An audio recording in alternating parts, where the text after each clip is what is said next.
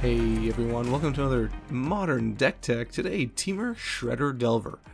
One of a few upcoming deck techs playing Ledger Shredder, a card that I definitely undervalued during spoiler season. I didn't even include it on my Modern review list. I just thought, well, let's get to it in a second. Before I actually get into the list and talk about my thoughts on Ledger Shredder, if you haven't already, please hit that subscribe button down below and that like button and a notification bell. Those 3 clicks go a really long way in supporting the channel.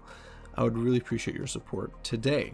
Okay, so I completely skipped over Ledger Shredder, and I think the main reason was I looked at it, I'm like, okay, blue, fine, 2 CMC, what's it doing when it comes into the battlefield? Nothing. It's a 1/3 flyer, it dies to essentially all removal. And I'm like, so I kind of skipped over it, and I was definitely wrong.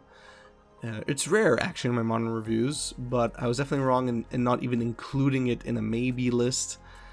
Ledger Shredder is a card. It's a creature, and I am liking it. So, obviously, I had to shove it into one of my most favorite shells in Modern, which is Temur Delver. This is the first attempt at it, and I have a few other attempts that I'm currently working on that you will see soon. The list itself is more or less standard from, at least in terms of Temur Delver lists that you've seen on this channel before. So I'm playing Delver of Secrets, Tarmogoyf, some Murktide Regents, and I'm playing Counterspell. Everything here in terms of non-creature spells is more or less standard. You're used to seeing me play Tarfires. No real issues here. Don't have to worry about turning on Delirium or anything like that in this shell. Now, a lot of people are playing Mishra's Bauble, and I omitted it from this list. I did test with Mishra's Bauble, and honestly, you don't need Mishra's Bauble to make Ledger Shredder a problem. So I just got rid of it. I think I was playing 2 or 3 of them. I got rid of them, and I played more expressive iterations. But in reality, I mean, I guess you could remove some expressive iterations, but I was actually very happy with this list. Let's actually get to the synergies here. So Ledger Shredder, let's talk about Ledger Shredder here. It is a must-answer card, let's put it that way. Especially, I mean, in any deck, I would say, but in a tempo shell, most definitely.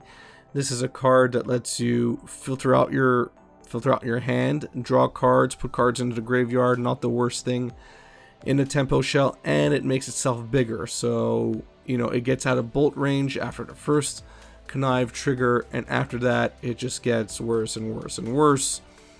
If your opponent has no answer, they are either going to work around it or they're going to lose. That's essentially how it is. It gives me Huntmaster of the Fell vibes.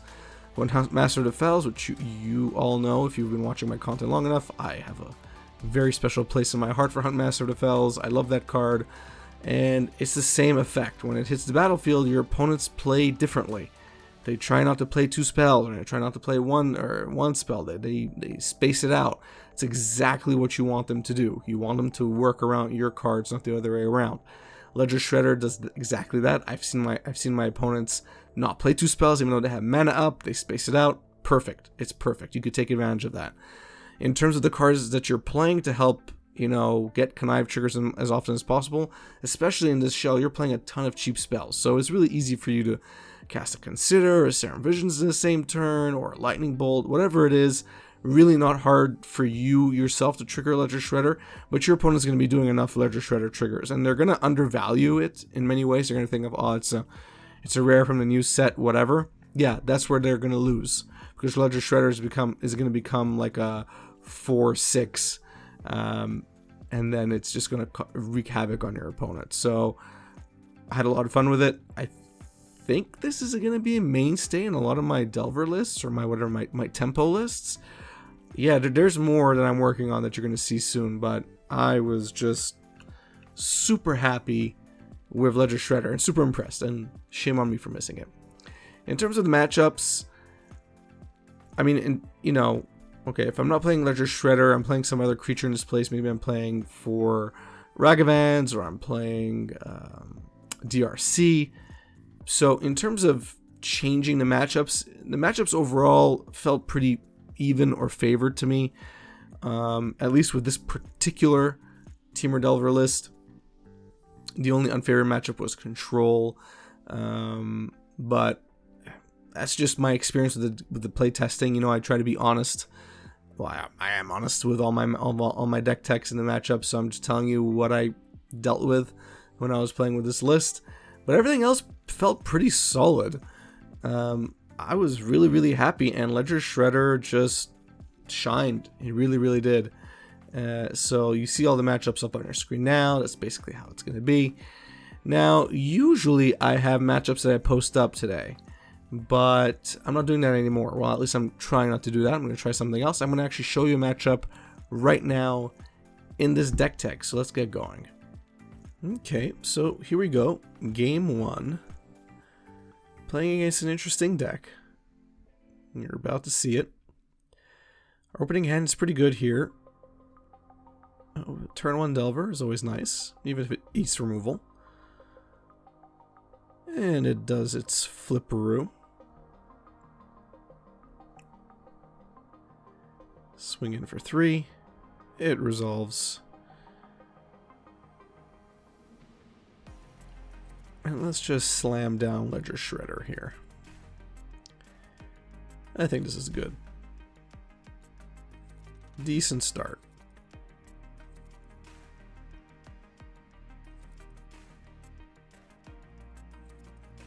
So they go for Delver because they can't really take out Ledger Shredder, and I'm okay with that.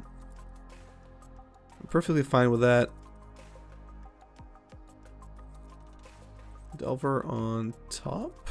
I think I would put it on top. Another threat would be useful here. Oh, I put it on the bottom. That's interesting. So I don't see any creatures. I got decent removal. Let's get a Connive trigger up. Filter out our lands a bit here. Sorry, filter out our hand a bit here. And start pumping up our Ledger Shredder. It's now out of bolt range, which is always nice. Our opponent does nothing, so I'm just going to attack in and see what happens. Nada. So at this point, yeah, I'm going to wait. Okay. No reason to overcommit.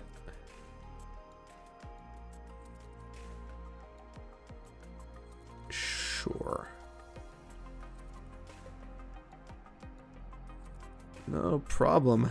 Another Connive trigger. Thank you very much. Get rid of that Ledger Shredder. We're not going to need it.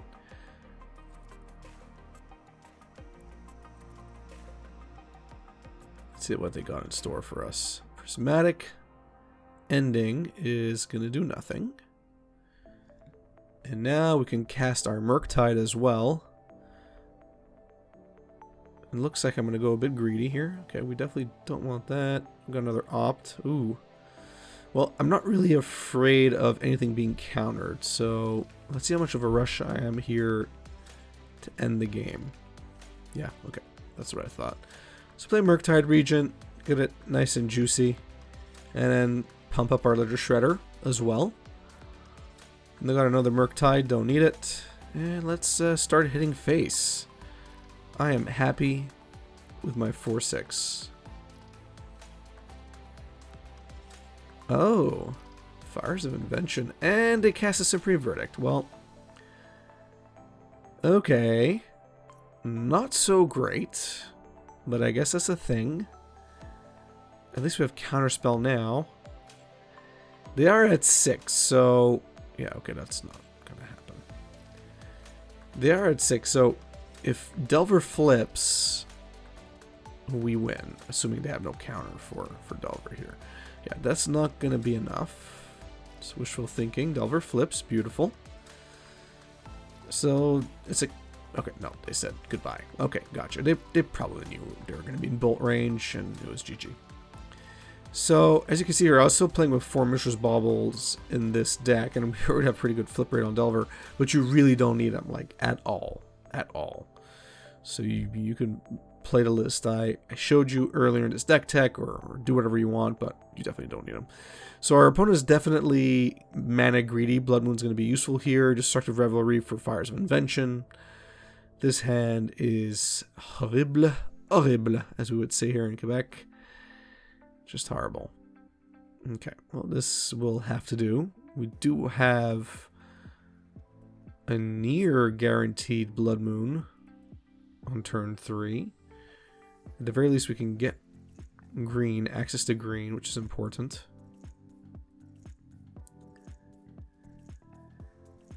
So we'll fetch a Steam Vents here. Goyf. Oh, yeah, I kind of want Goyf. Got another Opt. Definitely going to go for Forest, yeah. It's pretty easy to get blue. Less easy to get green.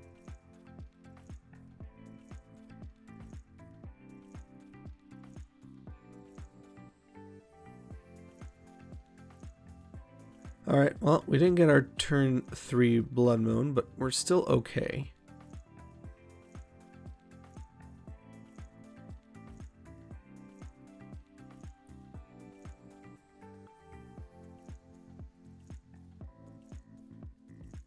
And if you just take an assessment here of how we're doing so far, so our opponent is not heavy on creatures, which is definitely a problem for them because they are not running, at least seemingly not enough removal, although I'm sure they do have plenty of removal in their main board. What we're running, though, is some pretty efficient creatures, as well as a decent amount of removal in the main. So Fire's Invention makes its way here. We're gonna just get rid of that before anything else resolves, and they're gonna do probably nothing on their extra turn. So we you know, this is what I love about Temur Tempo. You're playing a lot of efficient removal, efficient beaters, and now we're gonna hose them with Blood Moon, almost certainly. And we're gonna deprive them of the majority of their mana. Although they have 2 blue, so that's pretty good. And they're at 8, so. Oh boy.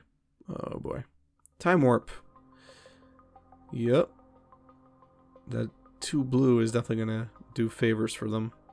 So they got their extra turn. They are at 8, so we can end this game with 1 swing. Another Time Warp. I'm just gonna consider here. Force of Negation. Another consider. Okay.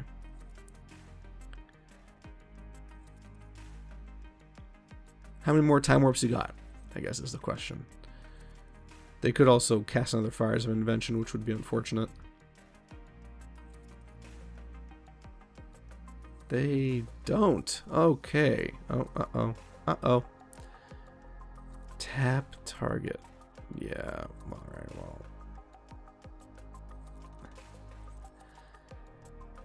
It's gonna happen. They bought their time. Fair enough. Another Time Warp. Look at that. They couldn't cast it fast enough. That was a good top deck. Another Fires of Invention. So what you got? What do you have? Probably another Supreme Verdict. Okay, no, Solitude. Alright. So that's going to happen. That's fine. We're going to get rid of Solitude here anyway. I'm not going to deal with that. Oh, okay, Ledger Shredder. Ledger Shredder is decent. They're definitely going to think twice about casting 2 spells with Fires of Invention. I think now... Yeah, I'm thinking about it. Because I can get the trigger off of Ledger Shredder. Okay, no, I didn't, though. You might want to keep Bolt for, you know, like a Planeswalker.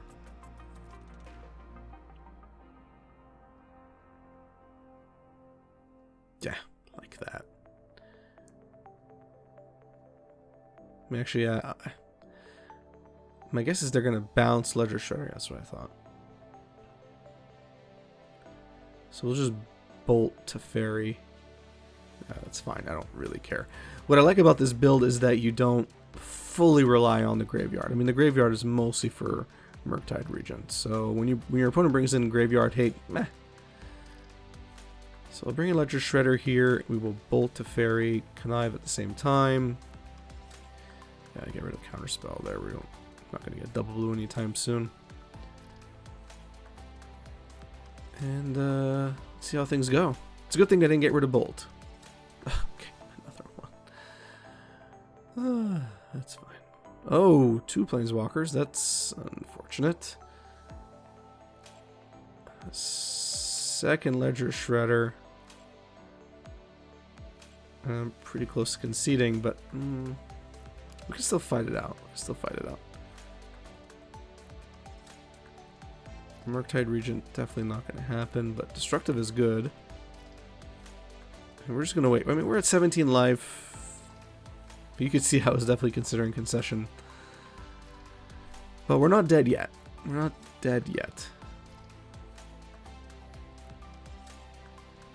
I don't care about this. This is fine. The majority of our threats are on the air, so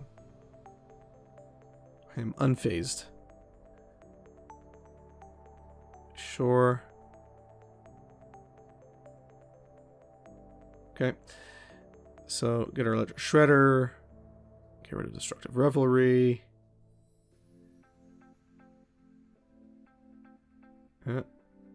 Cool. So things are getting a bit more serious here. They could still bounce Ledger Shredder and get rid of Teferi. They don't. Fine.